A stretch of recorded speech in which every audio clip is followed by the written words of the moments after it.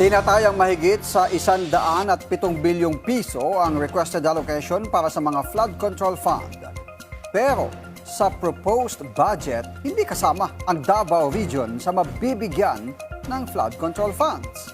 Ang detalye sa Politico Update ni Isaiah Mirapuentes.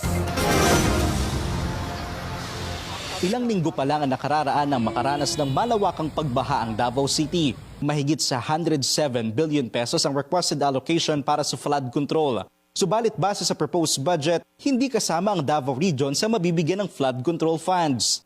Isang kapansin-pansin po, the whole of Region 11, meaning the Davao Region, wala po ni isang flood control projects, blanco po. If you can go back to the previous, ayan, kita nyo may blanco doon sa Region 11. No? Nagtataka kami. Kasi binabaha naman sa Davao, alam natin, pero wala. Okay. Bakit po ganon?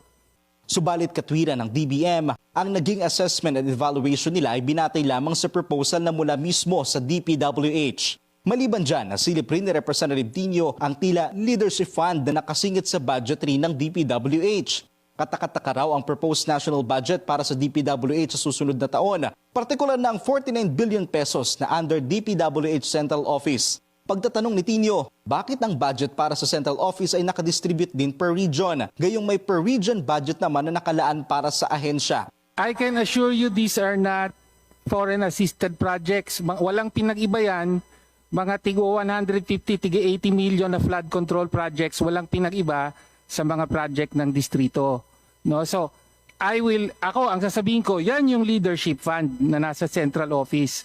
Pero paliwanag ng DBM, para raw yan sa foreign assisted funds na hindi sinangayunan ni Tino. Aniya, sa pagbabalik ng pondo sa flood control, tila dating gawi pa rin. Ang punto ko po rito ay binalik ang flood control pero dating gawi pa rin. No? Nandiyan pa rin yung mga iniintay, nakaabang para sa insertions at merong allocation na tinawag ni Bunoan na leadership fund. Samantala, base sa NEP, 107 billion pesos ang ilalaan na pondo para sa flood control projects sa susunod na taon.